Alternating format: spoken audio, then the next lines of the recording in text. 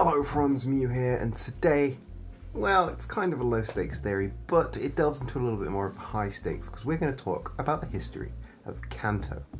Now, I'm not breaking any new ground in suggesting there was some kind of war in Kanto that happened a while ago, but we're going to use that as a jumping off point to talk about some things that don't really make sense when you consider them with the larger Pokemon canon. I theorise that during and slightly after the war, which delves into just before modern day Pokemon, that Kanto was a closed-off, isolationist country. This isn't dissimilar to North Korea in our universe, however it's not nearly that extreme. I'm not suggesting any concentration camps or anything, that would be...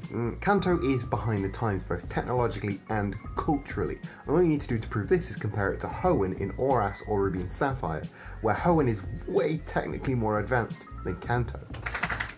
This is evident from the first 5 minutes of gameplay. If you look inside the main character's bedroom, Red has an NES, whereas Brandon or May have a Wii U or a GameCube, depending on the universe that you're in. Kanto has obviously been technologically repressed for some reason.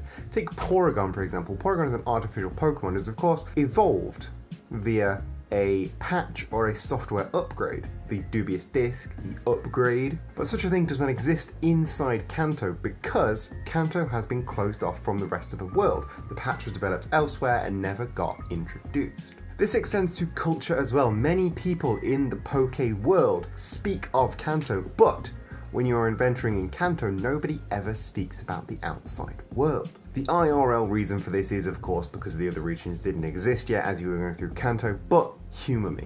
The museum in Pewter City is, of course, again, culturally, scientifically behind, because they believe Aerodactyl to be some kind of dragon when it is, of course, rock flying type. There are no legends or myths or really a culture in Kanto. Everything's really industrial. All of the legendaries, the big bad legendary boss, Mewtwo, is artificially created. There is no religion, no culture, nothing like that to bring the community together. Speaking of bringing the community together, other regions have contest halls, Pokathlons, national parks, big cultural landmarks. What does Kanto have?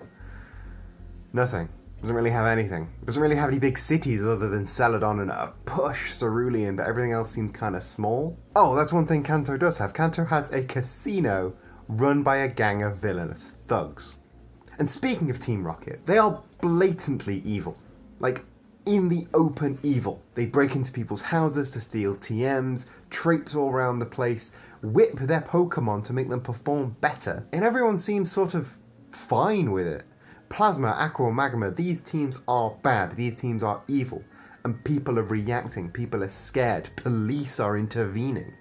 But in Kanto, Team Rocket, it's just sort of there. This is because that in the grand scheme of things, a couple of thugs stealing one of your TMs is a small problem. They're just coming off a war. These are not happy people. And it's not just the people, the Pokemon are unhappy as well. Take Golbat for instance. Golbat can evolve into Crobat in every other place in the world via happiness. Not one Golbat has evolved via happiness in Kanto because there are no Crobats there. And why are there no Crobats there? Because it's stressed because of the war-torn, low-energy environment. The low energy, the isolationist, the lack of diversity is stopping Golbat from being happy enough to evolve. And while we're talking about Pokemon, we mentioned legendary Pokemon earlier, but most of the Pokemon, well not most, a large chunk of the Pokemon in Kanto are artificial. Grimer, Koffing, Muck, Porygon. And why would this be?